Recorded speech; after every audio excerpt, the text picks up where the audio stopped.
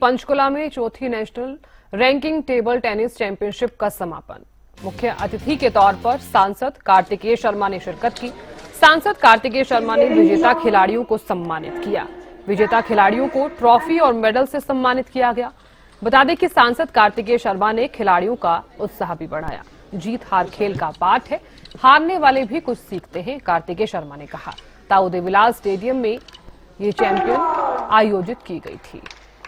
तो पंचकुला के ताऊ देवीलाल स्टेडियम में चौथी national ranking table tennis championship 2025 का आयोजन किया गया। इस आयोजन की क्लोजिंग सेरेमनी में मुख्य अतिथि के रूप में सांसद कार्तिकेय शर्मा ने शिरकत की। ये कार्यक्रम हरियाणा टेबल टेनिस एसोसिएशन की तरफ से आयोजित करवाया गया।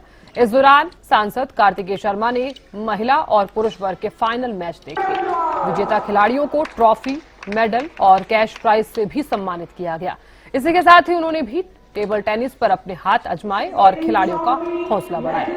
सांसद ने अपने संबोधन में ये भी कहा कि चौथी national ranking table tennis championship के इस भव्य आयोजन में उपस्थित होना मेरे लिए अत्यंत गर्व और आनंद का विषय है। और ये गर्व इसलिए भी बढ़ जाता है क्योंकि ये प्रतियोगिता हरियाणा की खेल धरा पंचकुला के ताऊ देवीलाल स्टेडियम में आयोजित हो रही है। उन्होंने हरियाणा टेबल टेनिस एसोसिएशन और table tennis federation of India को आयोजन के लिए हार्दिक बधाई दी। वहीं सांसद ने कहा कि 2018 में मनिका बत्रा ने कॉमनवेल्थ गेम्स में महिला सिंगल्स में स्वर्ण जीतकर भारतीय इतिहास में स्वर्णिम अध्याय जोड़ा है। साथ ही उन्होंने महिला क्रिकेट टीम को भी विश्व कप जीतने पर बधाई दी। आज के दिन एक बहुत ही महत्वपूर्ण दिन है क्योंकि खेल का हमारे जीवन में एक बहुत ही अहम भूमिका है और वे लोग जो अलग अलग एज कैटेगरीज में आज इस स्पर्धा में हिस्सा ले रहे हैं उन सब के लिए ये एक अहम दिन इसलिए भी है क्योंकि खेल के अंदर कोई जीतता है, कोई हारता है। हर एक व्यक्ति जीत नहीं सकता, लेकिन हर व्यक्ति कुछ ना कुछ सीख के ज़रूर जाता है।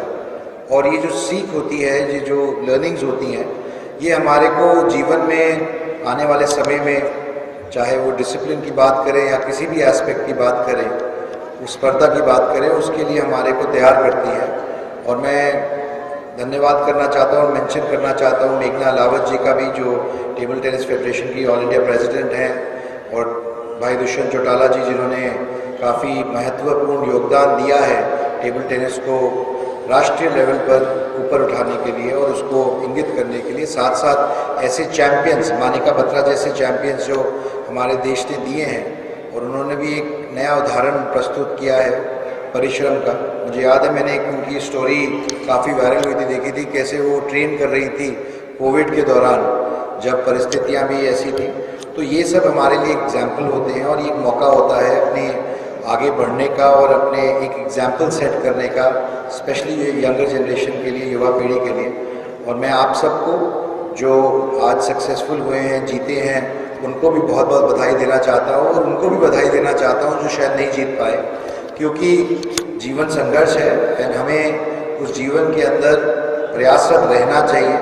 हमें स्ट्राइव करना चाहिए कि हम एक्सीलेंस के लिए बढ़ते रहें और आगे बढ़ें, ताकि हमें हार के भी कुछ जीत मिलती है, कुछ सीखने का मौका मिलता है। तो जो जीते हैं उनको भी बधाई, और जो नहीं इस बार जीत पाए उनको भी word of encouragement. And I'd like to thank everyone for inviting me for this August event today.